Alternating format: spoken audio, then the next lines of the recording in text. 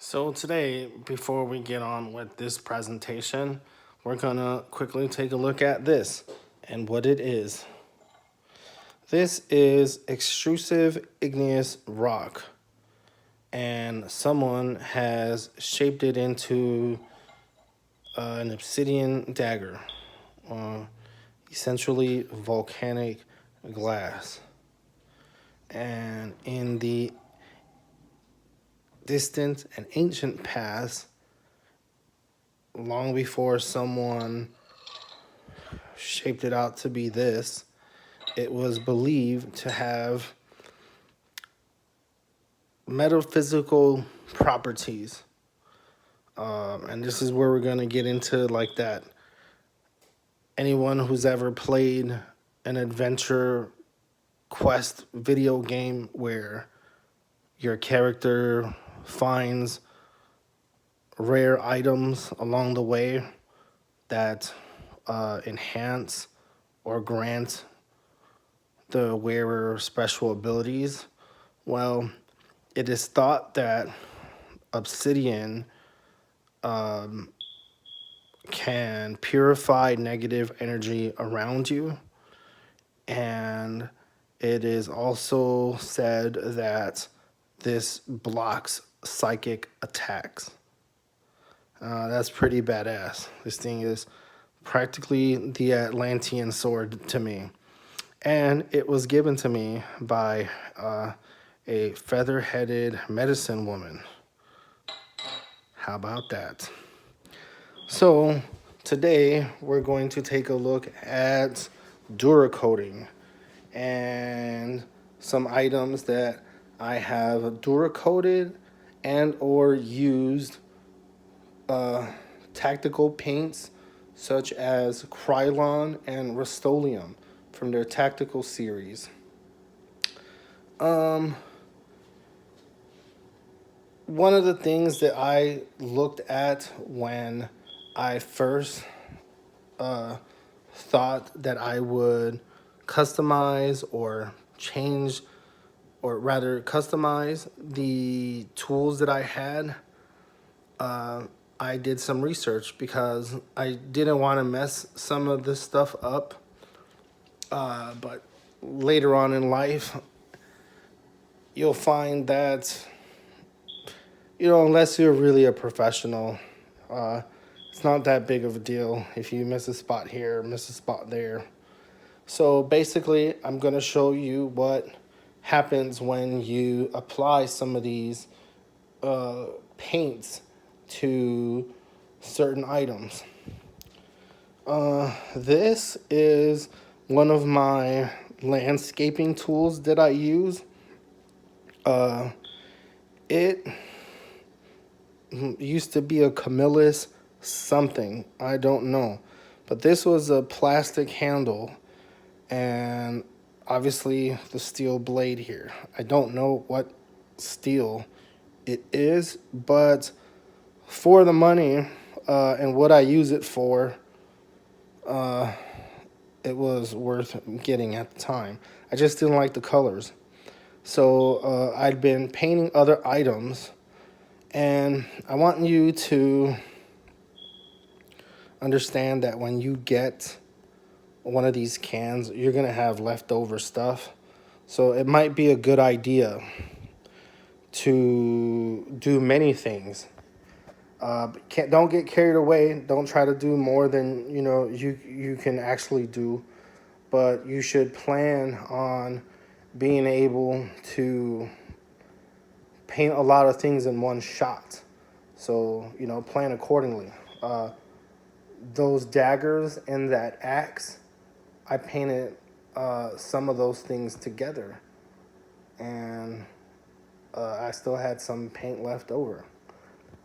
So what you could expect from applying paint such as Krylon paints from their tactical series to things like this, it's unless you really roughen that metal up, eventually it will chip away and wear away. In this instance, I didn't really work this metal. I just kind of painted right over it, and it just chipped away rather than fade away. And I'll show you what that looks like here in a little bit. Uh, the paint is really meant for plastics. I think it adheres much better to this plastic handle than it did anything else. Uh, this is like my personal gardening tool. Uh, I was once gifted a Zen box where I was able to play with the sand, basically. I had a little rake, a Buddha head, and a couple little stones, and I was arranging the head, the stones, the sand, however I wanted to. And it took me to a good mental space. And now I actually have a house with land around, and I have a big rake, and I have little things that I have picked up on since I moved into this house. Like, I've gone through a couple summers, a couple winters. I've seen my property change. When I got here, I got rid of all the plant life that wasn't a tree in my backyard. All the weeds got taken out. And what ended up happening is I didn't put any grass down. So I just had like dirt back there. And to my surprise, over a period of time, little seeds took hold and they started to grow. Like, I had plants back there that were as tall as as high as 8 feet tall, and I watched it grow slowly. I let it grow, but at times I had to sculpt it, much like I did with my Zen garden. And these were some of the tools that I use. So these are my landscaping tools. I cut like what looked like reeds, like good old Egyptian reeds, like from the Nile River Valley. You can make a raft with some of that plant vegetation or plant matter that was back there. I ended up burning some of that stuff recently. Like, I made like bundles of like tall grass, and I just made a huge fire. Yeah, so to give you an idea of what I was doing with this, that's how it's held up.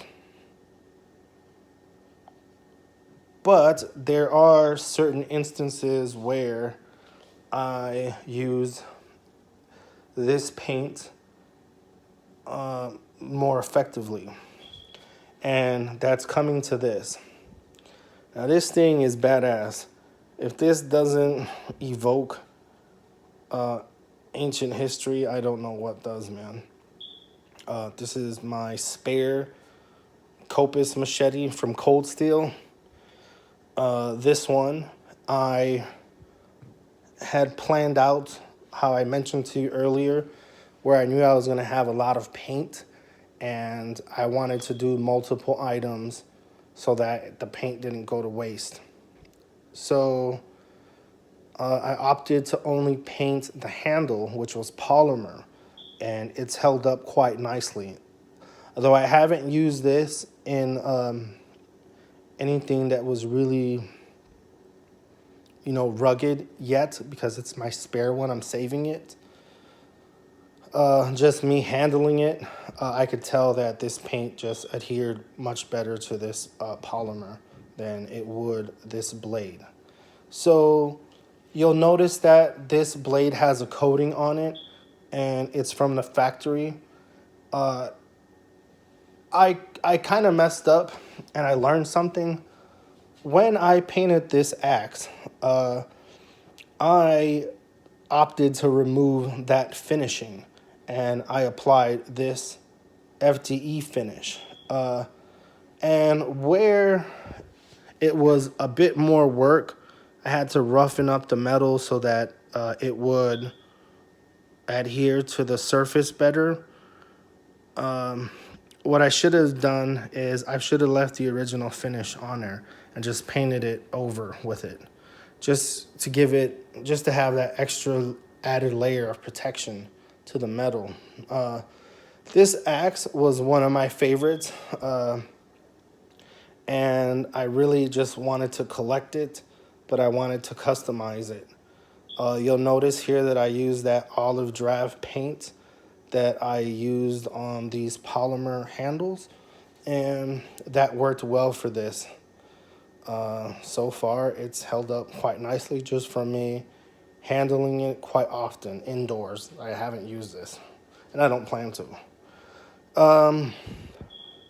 But this FTE paint that you see here, this is actual Duracoat paint that was meant to paint firearms, metals. And it works quite nicely. I know that when I wanted to look into painting some firearms, I was hesitant because I didn't want to use something that was going to make it look, you know, half-ass. But the reality is I'm not a professional. You probably aren't either. And, you shouldn't take this too seriously. I mean, especially with stuff like this, eventually you're going to start using it. And, enjoy it while it looks good. Take pictures. But some of this stuff looks good with wear on it, man. I have a SE6 knife, and it looks amazing.